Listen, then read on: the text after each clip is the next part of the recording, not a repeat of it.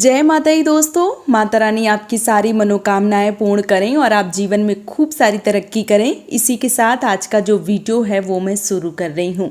दोस्तों आज के वीडियो में मैं बात करने वाली हूँ बालों को धोने के बारे में। अमावस्या तिथि हो गई, पूर्णिमा तिथि हो गई या एकादशी तिथि हो गई, कई बार क्या होता है बहुत सारी ऐसी बहनें जो व्रत रखती हैं। कई बार अमावस्या का व्रत हो गया, पूर्णिमा का व्रत हो गया, एकादशी का व्रत हो गया, या कोई ऐसा व्रत जैसे करवा चौथ हो गया, जैसे हरतालिका तीज हो गया। खास करके जो पति की लंबी आयु के लिए व्रत रखे जाते हैं उनमें बहुत सारी बहनों के ये प्रश्न आते हैं कि दीदी बाल जो है वो हमें कब धोनी चाहिए। कई बार क्या होता है कि गुरुवार पड़ जाता है एक दिन पहले और उसके बाद हम जिस दिन व्रत होता है उस दिन बहुत सारे लोगों ने ऐसा सुना होता है कि जिस दिन व्रत रखते हैं उस दिन बाल नहीं धोने चाहिए। साथ ही साथ कई बार ऐसे दिन पड़ जाते हैं जब हम बालों को तो धोना चाहते हैं लेकिन पूर्णिमा, अमावस्या या एकादशी तिथि पड़ जाती है तो हम बाल नहीं धो सकते हैं। क्योंकि कई बार हमने सुना होता है कि अगर हम बालों को धोते हैं तो कई सारी समस्याओं से हमें जूझना पड़ जाता है। इसलिए बालों को धोने के जो तरीके हैं वो बहुत सारी माताएं बहनें अपने अपने तरीके से अलग अलग तरीके से करती हैं, या यूं कहूं कि वो जैसा अपने बड़े बुजुर्गों को देखती चली आ रही हैं उसी प्रकार से जो नियम है, जो मान लीजिए कि उनका तरीका है, वो अपनाती चली आ रही हैं। बालों को धोने के बारे में किसी भी शास्त्र में ऐसा प्रमाणित नहीं है कि आपको किस दिन बाल धोनी चाहिए और किस दिन बाल नहीं धोनी चाहिए। जहाँ तक मैंने पढ़ा है वहाँ तक मैं आप सबको बता रही हूँ कि ऐसा कहीं भी आपको जो प्रमाण है वो नहीं मिलता है कि बालों को किस प्रकार से धुलें। बस हाँ, ये आपको प्रमाण हर जगह मिल जाएगा कि जिस दिन आप व्रत रखती हैं, जिस दिन आप पूजा करती हैं, आपको अच्छे से स्नान ध्यान करना चाहिए, अच्छे से साफ स्वच्छ होना चाहिए। ये आप हर जगह पढ़ेंगे। लेकिन आपने, हो सकता है बहुत सारे लोगों ने पढ़ा हो, क्योंकि मुझे जो जानकारी है वो मैं आप सबको बता रही हूँ कि मैंने ऐसा कहीं नहीं पढ़ा है कि बालों को धोने का जो नियम है किस प्रकार से होना चाहिए, मतलब एकादशी या गुरुवार हो गया, शनिवार हो गया, बाल कैसे धोएं, ये सब मैंने नहीं पढ़ा है। तो मैं झूठ नहीं बोलूँगी आप सबके साथ।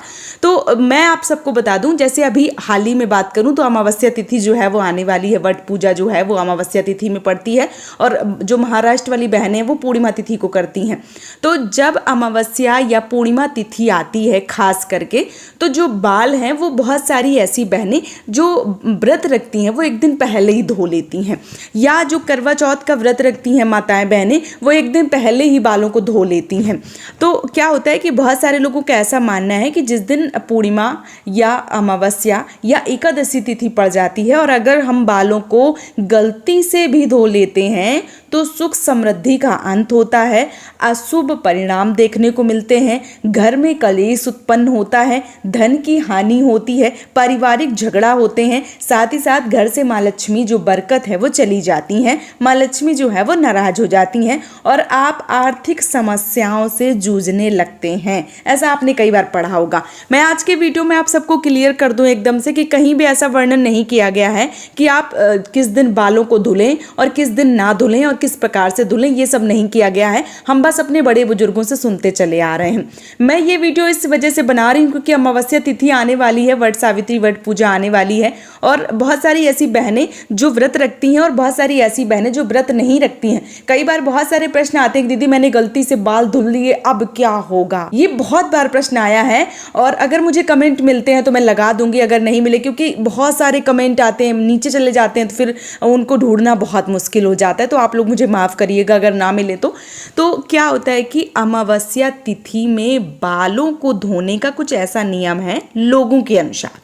बहुत सारी जो माताएं बहनें हैं उनका ऐसा मानना है कि अगर हम अमावस्या वाले दिन या एकादशी वाले दिन या पूर्णिमा वाले दिन बालों को धोते हैं तो हमारे पति की आयु जो है वो कम होती है, हमारा जो सुहाग है उसका छीण होता है।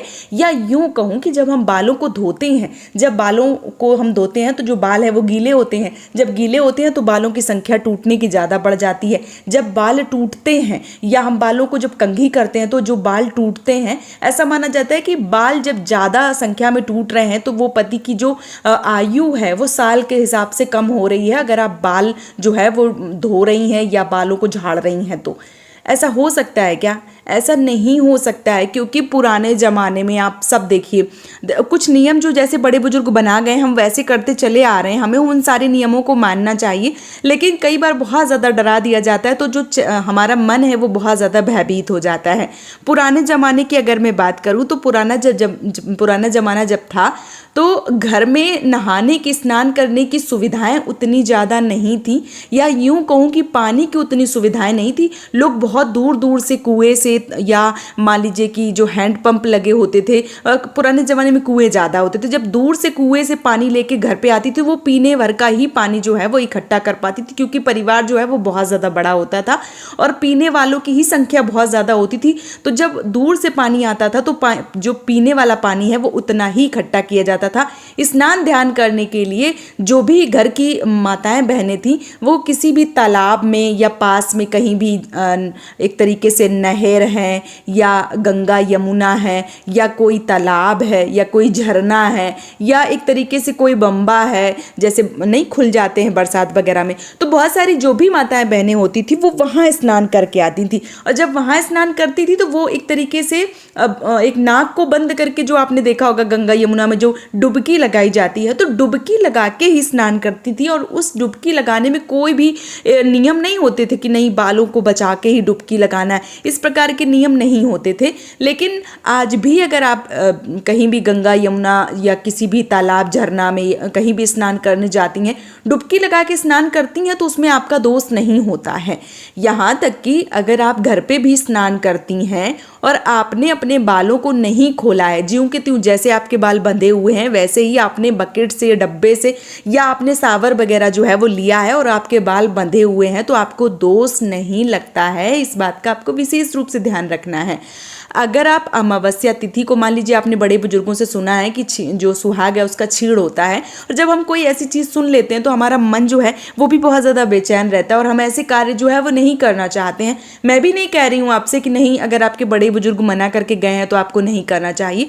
मेरा यही मानना है कि बहुत सारे लोग व्रत इत्यादि रखते हैं और एक दिन पहले ही वो स्नान करके बालों को धो सुखा लेते हैं, लेकिन अगले दिन जिस दिन वो व्रत रखते हैं उस दिन वो शौच इत्यादि के लिए जाती हैं। बहुत सारी ऐसी बहनें जिनका मन अंदर से गवारा नहीं करता है, उनको ऐसा लगता है कि जैसे मैंने बाथरूम को यूज़ किया है, जैसे हम शौच के लिए गए हैं, तो जो मन है वो अंदर से बेचैन रहता है कि अभी पूरी तरीके से शुद्धिकरण जो है वो नहीं हुआ है। तो बहुत सारी ऐसी माताएं बहनें हैं जो सर से पानी डाल के स्नान कर लेती हैं। तो बिल्कुल अगर आपका मन नहीं भरता है आप सर से पानी डाल के स्नान कर सकती हैं, इसमें कोई दोष नहीं है। दोष जब लगता है जब आप बालों को पूरी तरीके से खोल के, शैम्पू साबुन लगा के, बकेट में पूरी तरीके से बालों को खोल के और आगे की तरफ झुका के बकेट में जब डुबोती हैं ना बाल, तब जो बालों की धोने की मनाही है वो बताई गई है। तो आपको अगर अमावस्या है या पूर्णिमा है या एकादशी है